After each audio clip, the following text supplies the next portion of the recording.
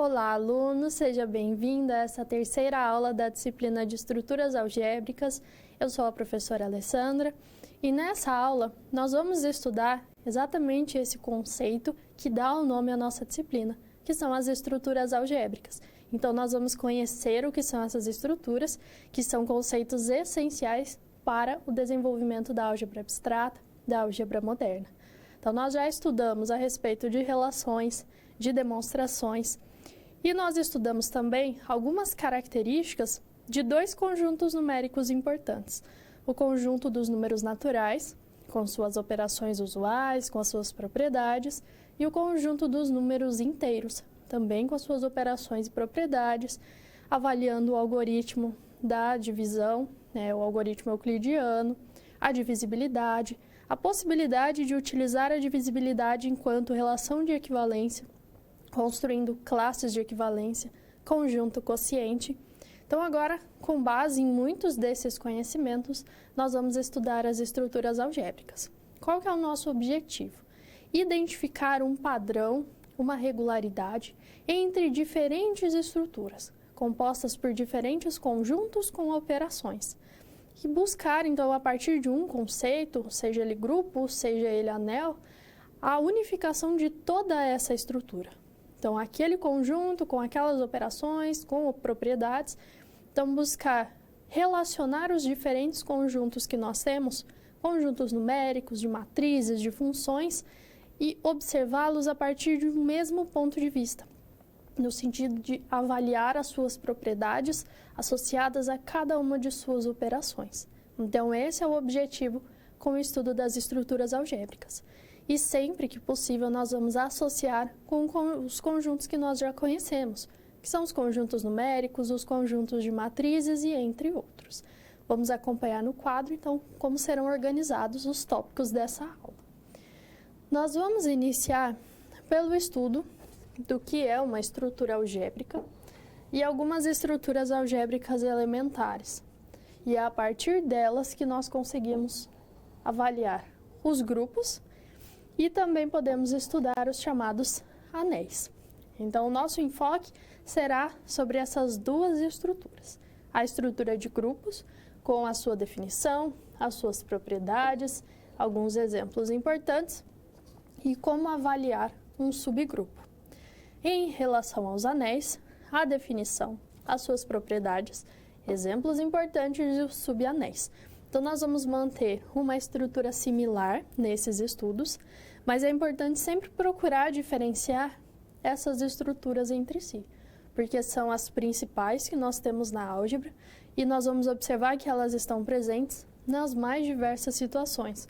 Quando eu quero resolver um problema modelado por matrizes, quando eu quero resolver uma equação polinomial que envolva adição e multiplicação de números inteiros, de números reais. Então, essas estruturas estão presentes.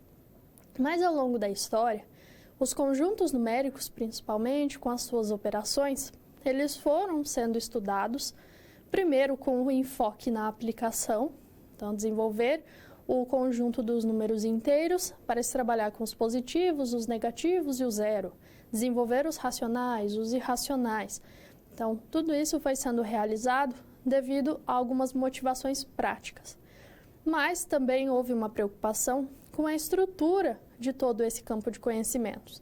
Nós sabemos que a matemática ela tem o seu aspecto rigoroso, o seu aspecto formal.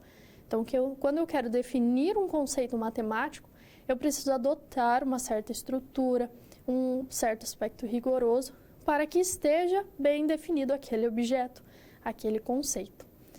E não foi diferente com o caso dos conjuntos numéricos, dos conjuntos de matrizes e assim sucessivamente.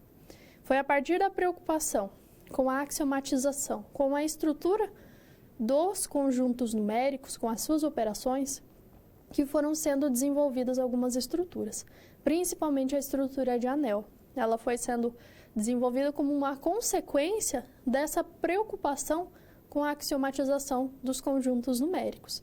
Então, foi sendo estruturado conjunto de números naturais, números complexos, números reais e assim sucessivamente. Mas, quando foi constituído o anel, a estrutura de anel, o objetivo não era mais avaliar a natureza dos elementos do conjunto, Eu não estou interessada se o elemento daquele conjunto é um número inteiro, é um natural, é uma matriz. Eu estou preocupada com a estrutura, com o conjunto munido de operações e de propriedades. Então, o foco são nas propriedades e não necessariamente na natureza dos elementos. Então, vamos acompanhar no quadro o que é uma estrutura algébrica, como que eu posso interpretá-la. Então, uma estrutura algébrica é toda a estrutura composta por um conjunto não vazio e operações binárias definidas sobre esse conjunto. Então, essa é a caracterização geral de uma estrutura algébrica.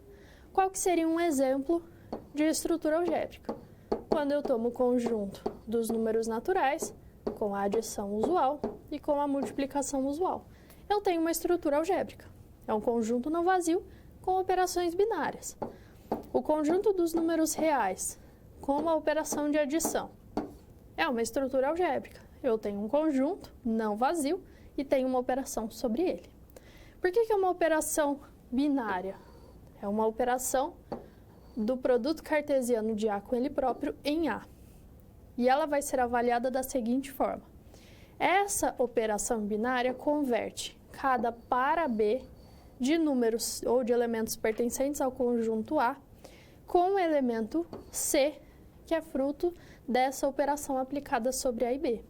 Então, uma operação binária asterisco é uma aplicação que leva elementos do produto cartesiano de um conjunto com ele próprio no próprio conjunto, porque o meu interesse são operações fechadas, quando eu opero os elementos e o resultado continua no conjunto. Então, essa operação leva cada par ordenado desse produto cartesiano em A operado com B, por essa operação que eu estou denotando por asterisco. E eu posso adotar qualquer tipo de representação. Posso usar mais, posso usar ponto, posso usar triângulo, quadrado, independente da notação que eu estou utilizando. Eu preciso caracterizar essa aplicação como uma operação binária. Então, quando eu tomo qualquer conjunto não vazio e construo uma operação sobre esse conjunto, ou duas ou mais operações sobre esse conjunto, eu construo uma estrutura algébrica. Agora, dependendo das propriedades que são verificadas nessa estrutura, eu posso trabalhar com categorias particulares. Nós vamos avaliar as chamadas estruturas elementares, porque é a partir delas que nós vamos conseguir compreender a estrutura de grupos. Elas precedem a definição de grupo. E nós já vamos entender por que essa questão de preceder a definição. Então, vamos ao quadro e nós vamos avaliar essas três primeiras estruturas. Eu vou partir de um conjunto G, lembrando que é um conjunto não vazio, ele precisa conter ao menos um elemento, e sobre ele eu vou definir uma única operação binária. Então, eu só tenho um conjunto com uma operação, que aqui no caso é a operação asterisco. Se esse conjunto com operação, este par, apresentar a propriedade do fechamento, isso quer dizer que quando eu tomo dois elementos no conjunto G e eu opero esses elementos entre si, o resultado permanece no conjunto G. Quando isso acontece, eu digo que o par formado pelo conjunto e pela operação, ele é um grupóide. Então, quando o par apresenta a propriedade do fechamento. Qual que seria um exemplo de grupóide? O conjunto dos números inteiros com a subtração. Quando eu avalio a diferença entre inteiros, o resultado sempre é um número inteiro. Então, essa operação de subtração é fechada em Z. Então, o par composto pelo conjunto e pela operação é um grupóide. Então, sempre que eu falo estrutura algébrica, seja grupóide, semigrupo, monoide, eu sempre preciso indicar qual é o conjunto que eu estou trabalhando e qual é a operação que eu defini sobre ele, ou quais são as operações que eu defini. Se eu tenho um par composto ainda pelo conjunto G não vazio e pela operação asterisco, que além de apresentar o fechamento, apresenta também a propriedade associativa, que é análoga à associatividade da adição de inteiros, por exemplo, eu digo que esse par compõe um semigrupo. Então, ele é um grupóide que também apresenta a propriedade associativa. Um exemplo é o conjunto dos números naturais não nulos, porque é N asterisco, com a adição. Então, quando eu trabalho com A mais B mais C sendo igual a A mais B mais C, eu tenho a associatividade da adição dos naturais não nulos. A adição é fechada nesse conjunto, então ele corresponde a um semigrupo. Agora, se eu tenho um par composto pelo conjunto G, pela operação binária, que apresenta as propriedades do fechamento, associativo e também o elemento neutro, eu digo que esse par ele é um monoide. Então, além de ser um semigrupo, ele apresenta a propriedade do elemento neutro. E um exemplo que nós temos é o conjunto dos números racionais com a multiplicação. Qual que é o elemento neutro da multiplicação nessa estrutura? É o número 1, pertencente ao conjunto dos racionais. Então, esse é o caso de uma estrutura com conjunto e operação que apresenta fechamento, associatividade e existência de elemento neutro. Então, note que do grupoide para o semigrupo, eu acrescentei a associativa. Do semigrupo para o monoide, eu acrescentei a propriedade de existência de elemento neutro. Quando eu estou no monoide e eu acrescento a propriedade da existência de elemento simétrico, eu construo a estrutura de grupo. Então, o grupo nada mais é do que um monoide sobre o qual também é verificada a propriedade da existência de elemento simétrico. Então, como que eu defino um grupo? De modo semelhante aos 3 casos anteriores. Então, eu vou partir de um conjunto não vazio, defino sobre ele uma operação binária, que eu vou indicar por asterisco. O par formado pelo conjunto e pela operação, ele é classificado como grupo se as seguintes propriedades forem verificadas. É válido o fechamento. Quando eu opero elementos de G, o resultado continua em G. A propriedade associativa, então eu posso associar esses elementos entre si e adotar diferentes ordens para calcular os resultados das operações. Existe o elemento neutro, então existe um elemento E no conjunto G, tal que para qualquer A nesse mesmo conjunto, A operado com E ou E operado com A resulta no próprio elemento A. E por fim, a existência do elemento simétrico, ou seja, a cada elemento A do conjunto G, então para todo A do conjunto G, eu tenho um elemento A menos 1, tal que quando eu opero A com A menos 1, ou A menos 1 com A, eu obtenho como resultado o elemento E, que é o elemento neutro dessa operação no conjunto, na estrutura que foi apresentada. Em relação a essa última propriedade, então é ela que vai diferenciar a estrutura do monoide para a estrutura de grupo. E nós podemos identificar diferentes nomenclaturas. Se essa operação asterisco ela é uma operação de caráter aditivo, ela é um tipo de adição, eu digo que o elemento simétrico ele é o oposto. Então, o simétrico em relação à adição é chamado de oposto. E se essa operação asterisco for uma multiplicação, eu vou ter que esse elemento simétrico é o inverso multiplicativo. Então, você pode se deparar também com essas duas outras nomenclaturas. Mas é para indicar que ou eu estou com um grupo aditivo ou com um grupo multiplicativo. Então, quando todas essas propriedades são satisfeitas simultaneamente nesse conjunto G, onde asterisco representa uma operação qualquer definida nesse conjunto, seja uma adição, uma multiplicação, uma potenciação independente, mas de acordo com o conjunto, eu tenho uma estrutura de grupo. Mas será que nós já vimos uma estrutura semelhante em aulas anteriores? Quando nós estudamos os números inteiros, nós observamos exatamente essa estrutura para a operação de adição, porque o conjunto de números inteiros com a adição usual, ele compõe um grupo.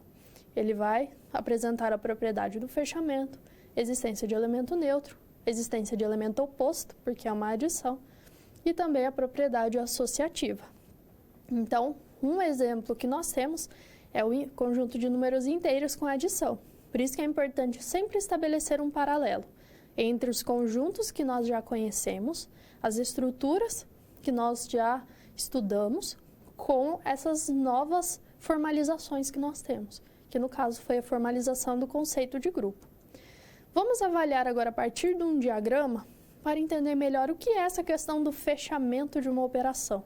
Como que é o funcionamento quando eu tenho um conjunto e o seu subconjunto. Então, vamos supor que nós estejamos trabalhando com um conjunto G, podemos interpretar esse conjunto G como um conjunto universo, assim como nós tínhamos na teoria de conjuntos. E X é um subconjunto não vazio de G. Sobre esse conjunto G, nós definimos uma operação asterisco e nós restringimos essa operação sobre o conjunto X. Eu digo que esse conjunto X é uma parte fechada de G quando, tomados elementos distintos ou um elemento com ele próprio, no conjunto X, quando eu opero esses elementos entre si, eu permaneço no conjunto X.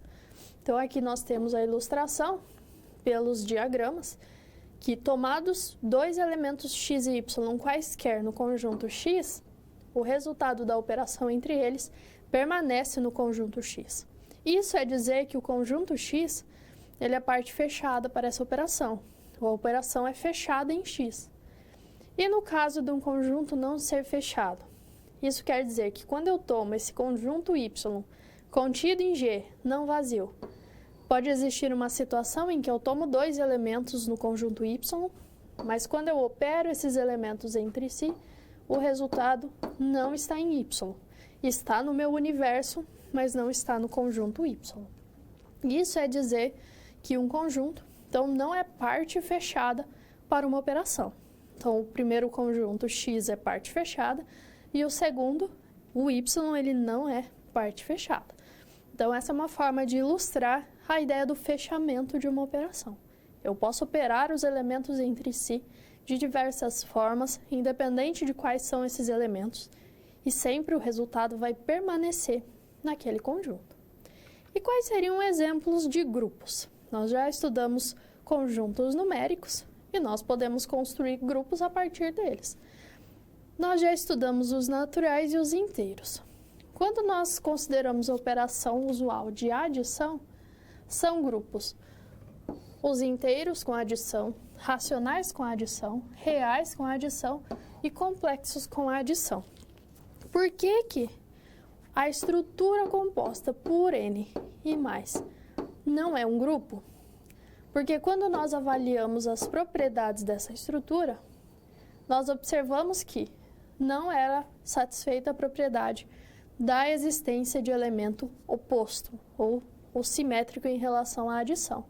Por isso que os naturais com a adição, ele não é um grupo.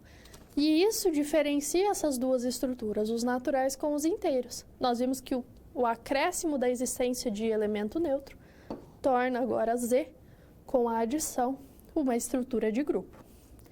E com a multiplicação? Os racionais não nulos, os reais não nulos e os complexos não nulos vão compor também estrutura de grupos. No primeiro caso, são chamados grupos aditivos e no segundo, grupos multiplicativos. Por que o conjunto agora dos inteiros não nulos com a multiplicação, ele não é um grupo? Pelo mesmo fato dos naturais não ser grupo aditivo. Porque eu não tenho que todo inteiro não nulo apresenta o inverso multiplicativo. Por exemplo, o 2, o inverso multiplicativo dele é meio, e meio não está nos inteiros não nulos. Então, por isso que essa estrutura não é um grupo. Por que eu estou fixando que são os racionais não nulos, reais não nulos e complexos não nulos? Porque a existência de elemento simétrico deve ser válida para todos os elementos desses conjuntos. Se eu tomo os reais, por exemplo, os reais contêm, o conjunto completo contém o zero, e o zero não tem inverso multiplicativo. Então, quando eu trabalho agora com os reais não nulos, eu excluo o zero do conjunto, eu tenho que todo real não nulo vai admitir um elemento simétrico. Então, por isso que no caso da multiplicação, nós restringimos aos números não nulos, de racionais a complexos, e na adição nós não precisamos, inclusive nós precisamos do zero, porque o zero é que configura o elemento neutro de cada uma dessas estruturas. Então, nós vimos estruturas de grupos para os conjuntos com os quais nós temos o maior contato, que são os conjuntos numéricos. Mas em relação aos demais conjuntos, como que eu posso construir uma estrutura de grupos? Será que existem outros conjuntos munidos de operações que podem ser classificados como grupos?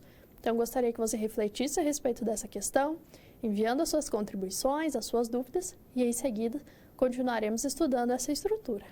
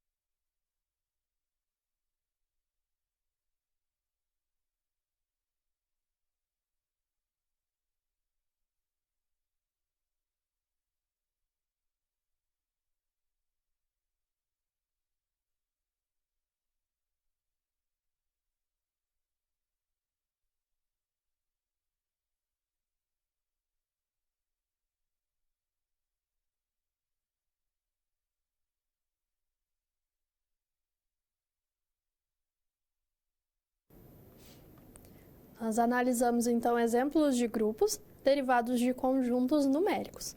Agora, nós vamos avaliar outros exemplos associados ainda aos conjuntos numéricos, mas de uma forma indireta, que seria o caso das matrizes, e um conjunto específico que está relacionado à ideia da divisibilidade. Então, vamos iniciar pelo conjunto de matrizes. Vamos ao quadro. Nós podemos construir um grupo aditivo de matrizes. Então, é um grupo composto por um conjunto de matrizes com uma adição. Qual a adição que seria? A adição usual de matrizes. Quando eu tenho duas matrizes, o resultado, a matriz soma, eu obtenho somando as entradas correspondentes das duas matrizes. Mas quando que essa adição está definida?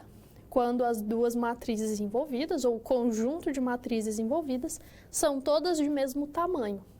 Então, para construir um grupo derivado do conjunto de matrizes, eu preciso fixar um tamanho. Então, aqui eu vou fixar todas as matrizes de tamanho M por N com entradas reais. Então, fixando nesse conjunto todas as matrizes de mesmo tamanho, eu tenho que a adição usual de matrizes definida sobre ele vai apresentar todas as propriedades da definição de grupo. Qual que seria um exemplo? Eu considero todas as matrizes com 3 linhas e 2 colunas com entradas reais munido da adição usual de matrizes. Então, quando eu assumo M igual a 3, N igual a 2, todas as matrizes desse conjunto têm 3 linhas, 2 colunas e entradas reais. Então, eu posso operar livremente entre elas com a adição. Então, vai ser uma operação fechada, associativa, apresenta o elemento neutro, que é a matriz nula, com tamanho 3 por 2, e o elemento simétrico. Quando eu tenho uma matriz a matriz menos A que eu obtenho multiplicando todas as entradas por menos 1 é a matriz oposta à matriz A. Então, esse é o caso do grupo aditivo, as matrizes com a adição. Mas eu consigo construir também pela multiplicação?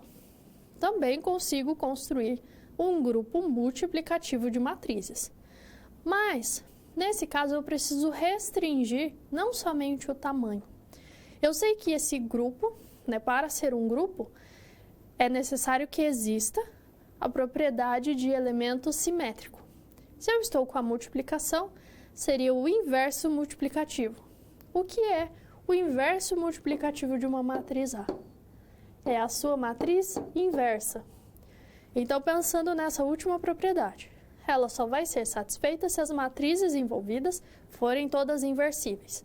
Então, a matriz tem que ser quadrada e o seu determinante tem que ser diferente de zero. Então, para construir o grupo multiplicativo, eu preciso restringir o meu conjunto de matrizes. Eu vou considerar todas as matrizes quadradas e todas de mesmo tamanho, aqui no caso de ordem N, N linhas e N colunas, todas as entradas reais, e todas essas matrizes têm determinante diferente de zero. Então, todas elas são inversíveis. Esse conjunto, munido da multiplicação usual de matrizes, que é aquela multiplicação em que eu multiplico os elementos correspondentes de uma linha da primeira matriz com uma coluna da segunda. Então, é a multiplicação entre matrizes. Essa estrutura vai ser chamada de grupo multiplicativo das matrizes quadradas de ordem N inversíveis. Então, é um grupo multiplicativo, porque envolve a multiplicação de matrizes. As matrizes são todas quadradas e de mesmo tamanho, todas elas de ordem N e todas inversíveis. Esse conjunto eu vou indicar por GLN de R. Esse conjunto, com a multiplicação usual de matrizes, compõe o chamado grupo linear de ordem N com as entradas reais. Então, o grupo linear quer dizer que eu estou me restringindo ao grupo composto por um conjunto não vazio, com todas as matrizes inversíveis de mesmo tamanho, munido da multiplicação. Então, esse é um conjunto que nós podemos construir e podemos, munido da multiplicação usual, classificar como um grupo multiplicativo. E eu posso me restringir a um caso particular, por exemplo, o grupo linear de ordem 2, com todas as matrizes com entradas reais. O que isso significa? Que eu estou trabalhando com um conjunto de matrizes, onde todas as matrizes são quadradas, de ordem 2, todas elas inversíveis, e eu considero sobre esse conjunto a operação usual de multiplicação de matrizes. Então, na adição e na multiplicação, eu consigo construir grupos envolvendo as matrizes. Na adição, eu preciso de um conjunto onde todas as matrizes apresentadas têm o mesmo tamanho, e no grupo multiplicativo, eu preciso me restringir àquelas de mesmo tamanho, quadradas e que apresentam inversa. E assim nós temos outras duas possibilidades. O próximo exemplo, nós vamos estudar um conjunto que é derivado dos inteiros. Então, qual é o nosso objetivo com esse conjunto? É dividir o conjunto de números inteiros em classes. Mas de que forma são construídas essas classes? Cada classe é um conjunto, mas é o conjunto composto por todos os inteiros que apresentam o mesmo resto quando divididos por um número fixo. Então, por exemplo, eu fixo o número 2. Eu quero dividir o conjunto de números inteiros naqueles que, ao serem divididos por 2, geram resto 0, e ao serem divididos por 2, geram resto 1. Então, eu consigo particionar os inteiros em duas classes. Aqueles onde todos têm resto 0 na divisão por 2 e todos têm resto 1 na divisão por 2. Então, nós vamos estudar o grupo que é construído a partir desse tipo de conjunto. Então, vamos ao quadro e vamos estruturar esse conjunto. Quando eu tomo M, um número maior do que 1, um natural maior do que 1, o conjunto ZM, que é composto pelas classes do 0, do 1, do 3 até o M-1, ele é chamado de conjunto dos inteiros módulo M, porque eu vou envolver uma divisão por M. Então, quando eu divido um número inteiro por M, eu tenho resto máximo igual a M-1. Se eu estou no caso M igual a 2, se eu divido um número por 2, eu só tenho a possibilidade de ter resto 0 e resto 1. Mas como que esse Z2 organiza o conjunto de números inteiros? Nós vamos acompanhar com maiores detalhes na câmera de documentos toda essa dedução. Então, nós queremos investigar quem é esse conjunto dos números inteiros modo 2, porque eu vou assumir o meu M igual a 2. Então, eu sei que o conjunto Z2 ele é composto por dois elementos, pelo 0 barra e 1 barra. O 0 barra é o conjunto dos inteiros, que ao serem divididos por 2, geram resto 0. E o 1 barra, números inteiros, que ao serem divididos por 2, geram resto 1, que são as únicas duas possibilidades. Quando um número x pertence à classe do 0, isso quer dizer que x é congruente a 0 módulo 2. Então, essa é a notação que nós utilizamos. Mas o que essa notação significa? Significa que o 2 divide x menos 0.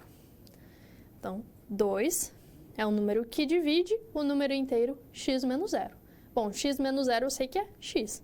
Então, x pertence à classe do 0 se 2 divide x. Ou se x é um múltiplo de 2. X é escrito como 2 vezes o inteiro Q. Se x é um número inteiro múltiplo de 2, x é um número par. Então, a classe do 0 é composta por todos os números inteiros pares, que são aqueles divisíveis por 2. E na classe do 1? É uma ideia semelhante. X vai pertencer a essa classe do número 1, C e somente o C, x for congruente a 1 módulo 2, ou seja, que o número 2 divide x menos 1. 2 divide x menos 1. Pela relação de divisibilidade, isso quer dizer que x menos 1 é um múltiplo de 2. Então, x menos 1 é 2 vezes um q, que é uma constante inteira. Se x menos 1 é 2q é igual a 2q, x é igual a 2q mais 1. Eu somei 1 em ambos os membros. Se x é expresso dessa forma, x é um múltiplo de 2 mais 1. Isso quer dizer que o número x ele é ímpar. Então, esse conjunto Z2 dos inteiros módulo 2, ele é um conjunto que divide os números inteiros em duas partes. Aquela classe que contém todos os números inteiros pares e a classe com todos os números inteiros ímpares. Então, esse é o conjunto que nós estamos considerando, o caso particular do Z2. Se fosse o Z3, então quer dizer que eu vou tomar todos os inteiros e vou dividir por 3. Temos 3 possibilidades de resto. Resto 0, resto 1 e resto 2. Então, o Z3 ele é composto por 3 classes. Os números inteiros, que ao serem divididos por 3, geram resto zero, são os múltiplos de 3. Aqueles que ao serem divididos por 3 geram resto 1. E aqueles que ao serem divididos por 3 geram resto 2. E aí nós podemos trabalhar com diversos conjuntos dessa forma. E nós podemos construir operações sobre esses conjuntos. Então, nós vamos investigar a operação de adição, como ela é avaliada nesse conjunto. Então, vamos ao quadro. Vamos continuar considerando o caso particular, o caso do Z2. Então, o Z2 nós já vimos que é o conjunto das classes de resto módulo 2, ou seja, da divisão dos números inteiros por 2. Como é que eu defino a adição agora de elementos de Z2? Ou seja, a adição de classes. Então, a classe do número A mais a classe do número B é igual à classe do número A mais B. Então, essa é a definição da adição sobre o conjunto das classes de resto. Bom, o Z2 só contém 2 elementos, então eu vou avaliar essas combinações. Classe do zero mais classe do zero é a classe de 0 mais 0, que é a própria classe do zero. O segundo caso, classe do zero mais a classe do 1. Isso é igual à classe de 0 mais 1. 0 mais 1 na adição de inteiros é igual a 1. Então, o resultado é classe do 1. Agora, quando eu somo classe do 1 com classe do 1, eu tenho a classe de 1 mais 1 pela definição. 1 mais 1 eu sei que é 2. E agora eu tenho a classe do 2. O que é a classe do 2? É o conjunto de todos os números inteiros que divididos por 2 geram resto 2. Mas se eu divido o inteiro por 2 e eu tenho um resto 2, na verdade eu não finalizei a divisão. Eu posso prosseguir, porque esse 2, se eu divido novamente por 2, eu vou obter resto 0. Então, a classe do 2 é igual à classe do 0, porque tanto 0 quanto 2, nós vamos pensar na divisão dos 2 por 2, as duas divisões vão gerar resto 0. Então, esse é o caso de um grupo aditivo construído a partir de classes de resto. Então, o Z2, com essa operação de adição, ele é classificado como um grupo aditivo das classes de resto módulo 2. As classes de resto associadas ao número 2. E observando este conjunto, a operação de adição que foi apresentada, observe que essa adição depende da adição de inteiros. E nós já vimos que o conjunto de números inteiros, com a adição, ele é um grupo. Então, ele apresenta todas aquelas propriedades. Mas tem uma propriedade que nós estudamos e que até o momento não se fez presente, que é a propriedade comutativa. Eu posso calcular A mais B ou B mais A e o resultado vai ser exatamente o mesmo nos dois casos. Então, quando eu tenho um grupo e eu verifico que a propriedade comutativa também é satisfeita, eu tenho uma categoria particular de grupos, que são chamados os grupos abelianos ou grupos comutativos. Então, é uma estrutura que apresenta todas as propriedades da definição de grupos, mais a propriedade comutativa. Então, vamos conferir no quadro essa definição. Então, um grupo que pode ser classificado como abeliano ou comutativo, além de apresentar a estrutura de grupos, ele deve apresentar a propriedade comutativa. Então, se eu tenho dois elementos A e B em G, A operado com B é igual a B operado com A. E qual é o exemplo mais tradicional que nós temos? O que nós já discutimos, o conjunto de números inteiros.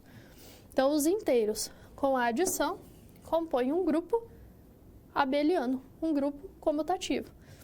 Os racionais, os reais e os complexos também são grupos aditivos e grupos abelianos, porque a adição usual em cada uma dessas estruturas também é comutativa. Em relação à multiplicação, os racionais não nulos, os reais não nulos e os complexos não nulos, munidos da multiplicação usual, são todos grupos abelianos ou grupos comutativos. Então, sempre lembrando que nós vamos considerar esses três conjuntos, com exceção do elemento neutro da adição, do zero. Então, esses são exemplos derivados dos conjuntos numéricos de grupos abelianos. Por que os naturais não é um grupo abeliano? Porque, em particular, ele não é um grupo. Então, para ser abeliano, primeiro ele precisa apresentar a propriedade de grupo. Quais outros exemplos, dentre os que nós já estudamos? As matrizes, todas de mesmo tamanho. Esse conjunto munido da adição usual de matrizes, ele é um grupo abeliano, porque a adição de matrizes ela é comutativa. O conjunto das classes de resto dos inteiros módulo M, munido da adição, vai formar um grupo aditivo que também é abeliano. Então, ele apresenta também a comutatividade. E qual que seria um contra-exemplo agora da estrutura de grupo abeliano? Então, nem todo grupo é abeliano. E um exemplo importante que nós temos é o grupo multiplicativo das matrizes quadradas de ordem n inversíveis. O grupo linear de ordem n, o grupo linear real. Então, quando eu considero aquele conjunto de matrizes, todas quadradas de ordem n e todas inversíveis, munido da multiplicação usual de matrizes, essa estrutura é um grupo. No entanto, ele não é abeliano, porque a multiplicação de matrizes não apresenta propriedade comutativa. Não é garantido que para todas as matrizes A e B nesse conjunto, que AB vai ser igual a BA. Então, essa igualdade nem sempre é verdadeira. E em muitos casos nós verificamos que ela não é válida. Como a comutatividade, ela não é satisfeita a todas as matrizes desse conjunto, a comutatividade da multiplicação de matrizes, esse é um caso de um grupo multiplicativo, mas que não apresenta a propriedade comutativa. Então, ele é um grupo que não é abeliano. Então, ele não é o grupo comutativo ou grupo abeliano. Então, é um contra-exemplo desta caracterização. Então, nós estudamos o que são os monoides, os grupoides, semigrupos, até chegar na estrutura de grupo. Nós vimos que existem diversas propriedades que definem um grupo, que é o fechamento, associatividade, existência de elemento neutro e simétrico. E quando eu acrescento a comutatividade, eu tenho um caso particular, que são aqueles grupos que apresentam a comutatividade, são chamados de grupos abelianos ou grupos comutativos. Então, essa é a estrutura das definições, tanto de grupo quanto de grupo abeliano. Mas, decorrente dessas definições, nós podemos estudar algumas propriedades. Então, existem propriedades que são consequências dessa definição, e nós vamos verificar algumas delas agora. Então, primeiro, eu preciso ter um grupo. Então, quando eu já provei que um certo par, composto por um conjunto não vazio, uma operação binária, ele é um grupo, eu posso avaliar cada uma dessas propriedades como consequência. Então, a primeira propriedade é que o elemento neutro dessa operação asterisco, ele é único, então eu só tenho um elemento que cumpre aquela propriedade. Nos inteiros com adição, seria o zero. O elemento inverso, que seria o simétrico ou o oposto de cada elemento do conjunto G, também é único. Se eu tenho um elemento A no conjunto G, eu tenho um único A menos 1 que cumpre aquela propriedade, a última propriedade da definição de grupo. Para qualquer elemento no conjunto G, eu sei que ele tem simétrico. E o simétrico do simétrico de A é o próprio elemento A. Então, se eu tenho simétrico, eu aplico novamente essa propriedade da simetria, eu vou retornar ao elemento inicial. Se eu tenho dois elementos no conjunto G, o simétrico de A operado com B é o simétrico de B operado com o simétrico de A. Note que, nesse caso, nós temos ordens diferentes. No primeiro membro temos A operado com B e no segundo, BA-1 operado com A-1. Se for comutativa, aí nós podemos avaliar outra situação. E por último, se eu tenho elementos A e B no conjunto G, sejam eles matrizes, números, polinômios, funções, a equação AX igual a B para x pertencente a G, ela possui uma única solução. E essa única solução em G é dada dessa forma: simétrico de A operado com o elemento B. Então, todas essas propriedades são consequências da definição de grupo. Então, elas são obtidas automaticamente após a caracterização de uma estrutura como sendo um grupo. Então, esses conceitos importantes, eles são utilizados na resolução de equações, como nós vimos nessa última propriedade diretamente, na interpretação de fenômenos, na simplificação de expressões. E assim como nós conseguimos associar um conjunto ao seu subconjunto, eu também consigo associar um grupo a um chamado subgrupo. Mas pensando nessas relações entre conjunto e subconjunto, e pensando no subgrupo, que tipos de propriedades precisariam ser satisfeitas para uma estrutura ser um subgrupo? Que tipos de elementos deveriam estar presentes? Então, eu gostaria que você refletisse nesse momento a respeito dessa questão, estabelecendo um paralelo entre a teoria de conjuntos e a teoria dos grupos, e em seguida continuaremos discutindo sobre as estruturas algébricas.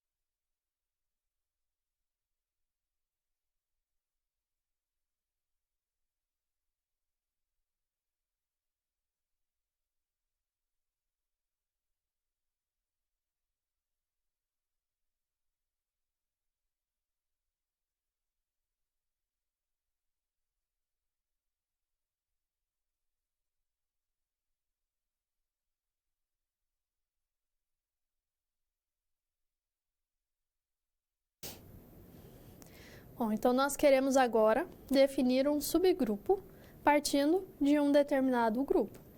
E nessa associação nós precisamos de um subconjunto. Então a ideia é partir de um grupo, tomar um subconjunto do conjunto que caracteriza esse grupo e observar se, ao restringir a operação sobre o subconjunto, eu continuo com a estrutura de grupos.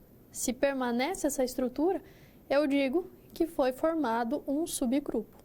Então, seria um subconjunto que também vai apresentar essa particularidade de ser um grupo. Então, vamos ao quadro definir a ideia de subgrupo.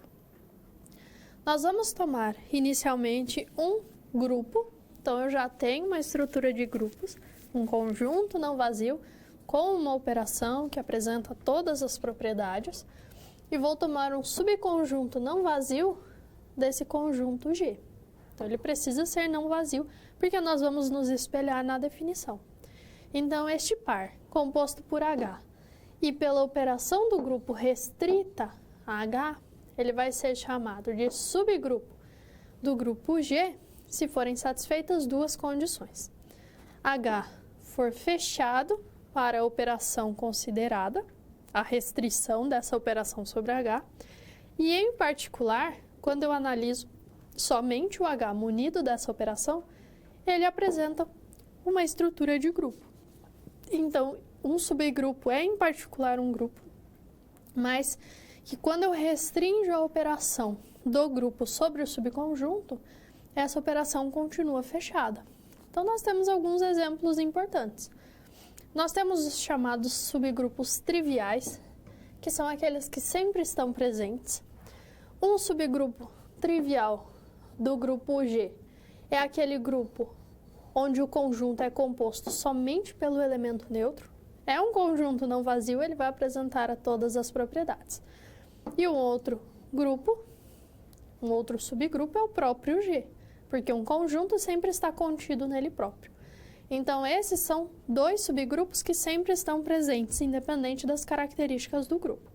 O grupo que contém somente o elemento neutro e o grupo por completo. Outras situações. O conjunto dos inteiros com a adição, ele é um subgrupo do grupo aditivo dos racionais, dos reais e dos complexos. Os racionais formam um subgrupo do grupo aditivo dos reais e dos complexos. O grupo dos reais é um subgrupo do grupo dos complexos. Por que esses casos podem ser avaliados? Porque quando eu tomo esses subconjuntos, né, Z é o subconjunto de Q, de R e de C, quando eu restringo a operação de adição sobre eles, essas operações são fechadas. E, em particular, essas estruturas são subgrupos. Nós podemos interpretar o R2 com a adição como sendo um subgrupo do grupo composto pelo R3, também com a adição. De que forma nós trabalhamos com essa associação? Se nós interpretarmos, por exemplo, o R2 como o plano coordenado XY no espaço cartesiano, no R3. Então, aquele plano no espaço com a adição, ele compõe um subgrupo do espaço por completo. O conjunto dos polinômios com coeficientes reais e de grau máximo 2, ele é um subgrupo do grupo aditivo dos polinômios com grau máximo igual a 3. Então, as estruturas de polinômios nós vamos estudar mais especificamente. E o conjunto dessas matrizes quadradas de ordem 2, onde a terceira entrada, segunda linha, primeira coluna é sempre nula, ele é um subgrupo do grupo aditivo das matrizes quadradas de ordem 2. É o grupo formado pela adição usual de matrizes. Então, essas são algumas relações entre diferentes estruturas que possibilitam o estudo dos chamados grupos e, a partir deles, os seus subgrupos. Mas nós estudamos, dentre esses vários exemplos, por exemplo, os inteiros com a adição, os inteiros não nulos com a multiplicação. Nós vimos que os inteiros com a adição compõem um grupo, mas com a multiplicação não. Mas será que seria possível unir essas duas operações? Considerar uma estrutura com o conjunto dos inteiros e com essas duas operações? Nós vamos verificar que isso é possível com o acréscimo de uma outra estrutura algébrica fundamental da álgebra abstrata, que é a estrutura de anel. Essa estrutura, nos seus casos particulares, vão estar presentes, por exemplo, quando eu defino um espaço vetorial lá na álgebra linear. Então, está presente em outros tipos de estudos. Quando eu quero avaliar funções, então essas estruturas estarão presentes. Então, nós vamos definir agora o que é um anel, pensando como base agora o conceito de estrutura algébrica, que é um conjunto não vazio munido de operações, mas agora nós vamos observar que é um conjunto não vazio munido de duas operações. Então, vamos ao quadro defini-lo. Então, eu vou partir de um conjunto A não vazio e sobre ele eu vou definir duas operações binárias. Note que eu estou usando o sinal igual ao sinal da adição de inteiros e o asterisco. Apesar de eu estar utilizando esse mais, não necessariamente a primeira operação é uma adição. Eu posso ter um outro tipo de operação. Eu posso ter uma outra simbologia, inclusive. Eu posso dizer que é uma operação triângulo. Então, é apenas uma forma de representar essa operação.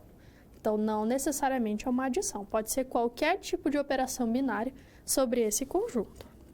Então, agora a terna ordenada, composta pelo conjunto A e pelas duas operações binárias, ele vai ser classificado como um anel se forem válidas um conjunto de propriedades.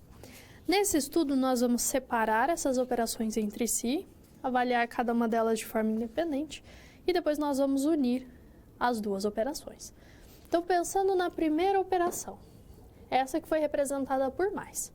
A estrutura composta pelo conjunto A e por essa primeira operação deve apresentar as propriedades associativa, comutativa, existência de elemento neutro e aqui um detalhe. Se essa operação mais for de fato uma adição no sentido usual, esse elemento E pode ser representado como 0 ou ainda como 0A. Então, o elemento neutro dessa primeira operação eu posso denotar por 0. Então, você pode encontrar essas diferentes representações, mas sempre lembrando que vai ser um único elemento neutro que apresenta essa propriedade. A existência de elemento simétrico a todo elemento do conjunto e o fechamento. Nós já vimos todas essas propriedades e nós precisamos avaliar todas elas pensando no conjunto munido da primeira operação. Agora, em relação à segunda. O conjunto A com a segunda operação, que nesse caso é asterisco, não precisa apresentar todas aquelas propriedades, mas somente a associatividade e o fechamento. Então, são várias propriedades para a primeira operação, mas para a segunda nós só temos essas duas. E quando eu trabalho com a união entre as duas operações, então o conjunto A, munido das duas operações, ele deve apresentar a propriedade distributiva da segunda operação em relação à primeira, que são expressões análogas ao que nós já estudamos em relação ao conjunto de números naturais e inteiros, por exemplo. Então, quando todas essas propriedades são satisfeitas, eu posso classificar o conjunto com essas operações como sendo um anel. Mas será que essa estrutura possui alguma similaridade com o que nós já estudamos durante essa aula? Será que eu consigo estabelecer uma relação entre a estrutura de anel e a estrutura de grupos? Então, nós vamos dar uma outra forma para a definição de anel, tomando como base as estruturas que nós já estudamos. Então, vamos ao quadro e nós queremos responder a esse questionamento.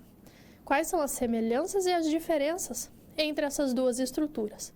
A primeira é a quantidade de operações. Os grupos são estruturas munidas de uma única operação e os anéis munidas de duas. Então, essa é uma diferença. Semelhanças.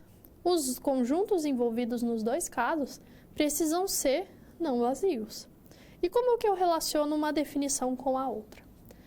Nós vimos que a estrutura composta pelo conjunto, pelas duas operações, vai ser chamada de anel quando forem verificadas diversas propriedades. O primeiro caso é o conjunto munido com a primeira operação, apresentar as propriedades do fechamento, associativa, existência de elemento neutro e existência de elemento simétrico ou oposto. Quando um conjunto não vazio, munido de uma operação, apresenta essas propriedades, eu digo que ele é um grupo. E quando eu acrescento a comutativa, eu tenho um grupo abeliano. Então, na definição de anel, eu tenho embutida a definição de grupo. Então, para que um anel, uma estrutura seja um anel, o conjunto com a primeira operação, ele precisa ser um grupo abeliano. Então, com isso, eu já sintetizo todas aquelas propriedades. Em relação à segunda, então, o conjunto A, com a operação asterisco, no caso, ele deve apresentar a propriedade associativa e fechamento. Quando nós analisamos novamente as estruturas vistas lá no início da aula, as elementares, nós vemos que uma estrutura formada por um conjunto não vazio, por uma operação, que apresenta a associatividade e fechamento, ela vai ser classificada como semigrupo. Então, o conjunto A, com a primeira operação, ele deve ser um grupo abeliano. O conjunto A, com a segunda operação, deve ser um semigrupo. E quando eu tomo as duas operações, o conjunto A, com a primeira e com a segunda, deve apresentar a distributividade da segunda operação em relação à primeira. Então, nós podemos observar que uma definição faz parte da outra. Então, eu tenho uma definição de grupo presente na estrutura de anel, uma definição de semigrupo presente também na estrutura de anel. Então, essa é uma forma de resumir a definição de anel.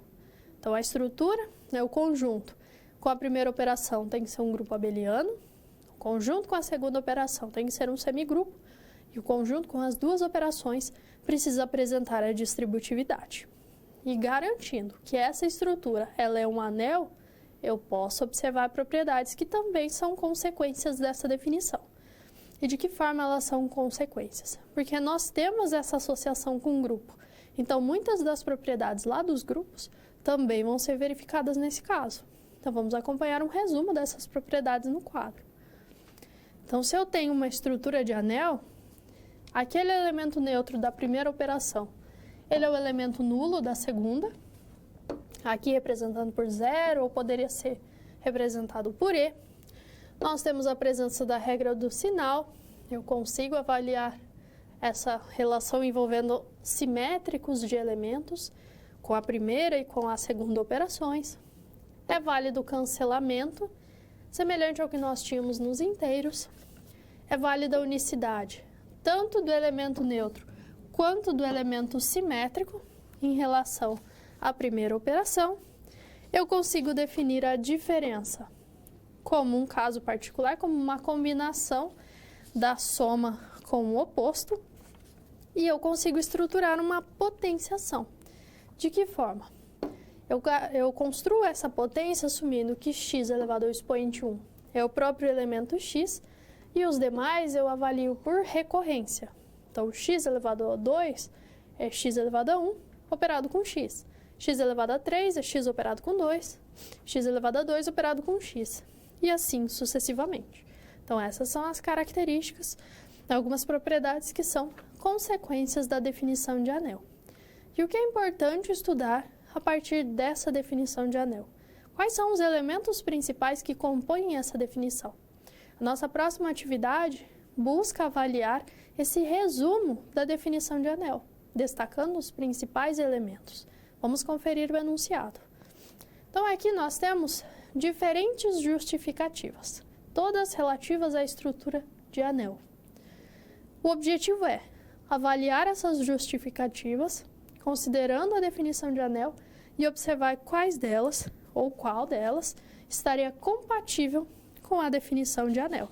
Então, analise cada uma dessas afirmações, procure identificar quais são compatíveis ou não, e na sequência nós continuaremos estudando essa estrutura importante.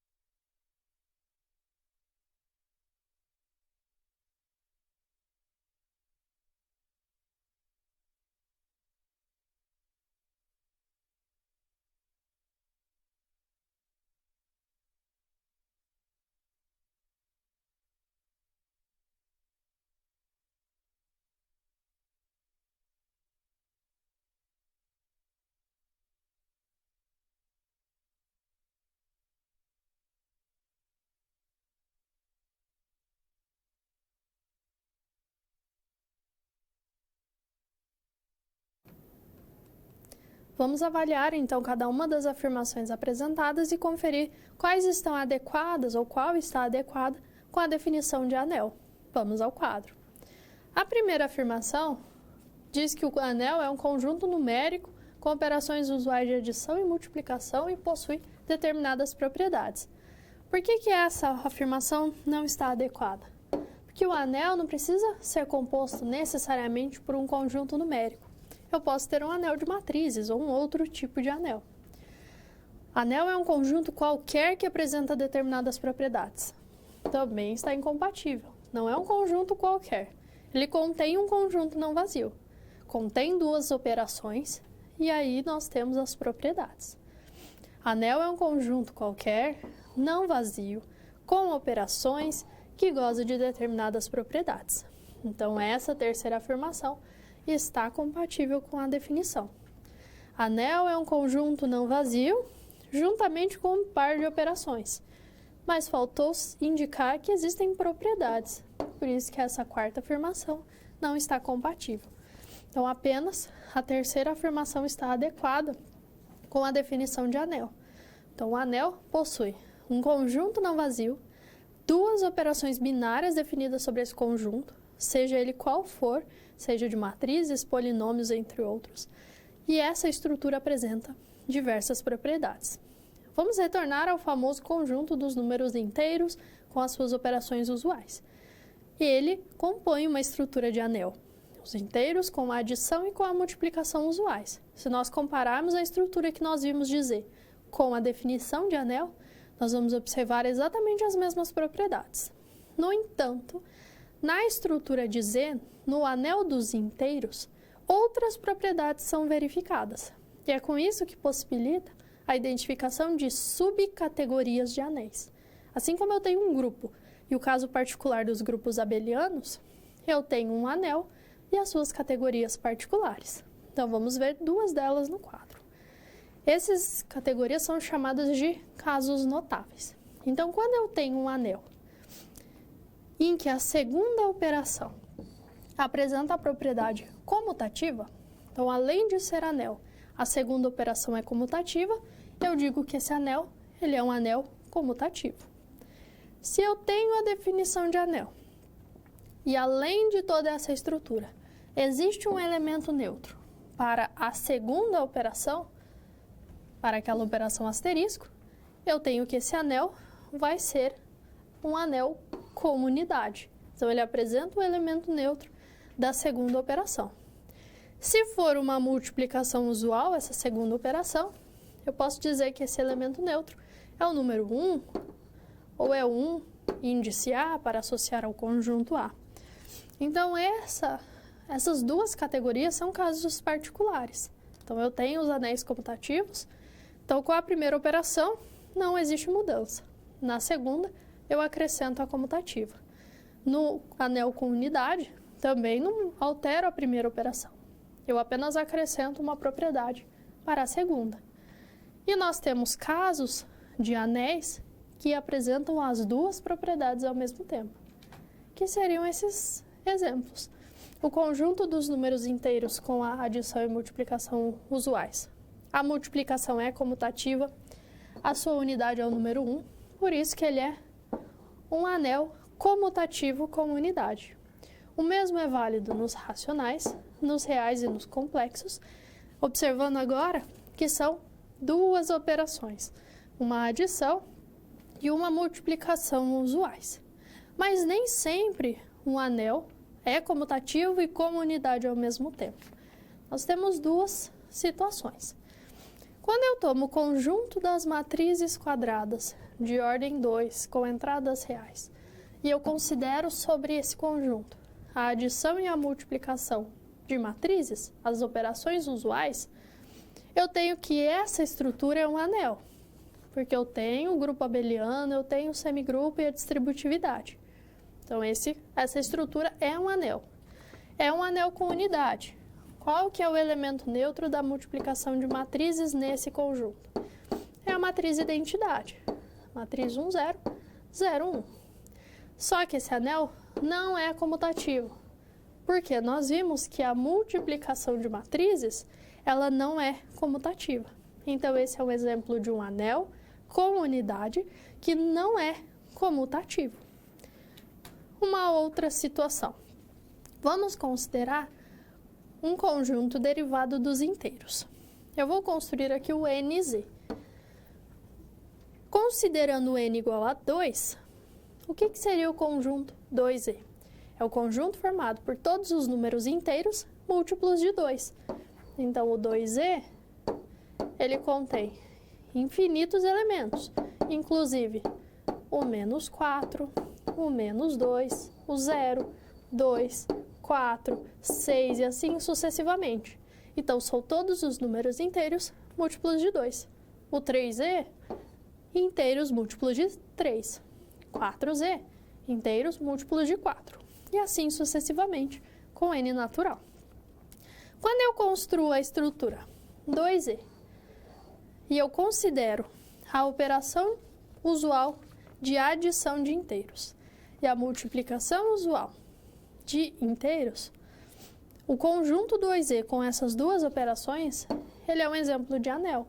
Então, ele apresenta todas aquelas propriedades da definição. Nós sabemos que a multiplicação de inteiros ela é comutativa. Então, esse é um exemplo de um anel comutativo. Agora, esse anel não possui unidade. Qual que é a unidade do anel dos inteiros? É o número 1. Então, o elemento neutro da multiplicação de inteiros é o número 1. O número 1 não é múltiplo de 2. Então, ele não está presente no conjunto 2e. Como 1 não pertence a 2e e o 1 é o elemento neutro da multiplicação de inteiros, esse anel 2e não admite unidade. O número 1 também não é múltiplo de 3, não é múltiplo de 4 e de nenhum outro inteiro, diferente de 1.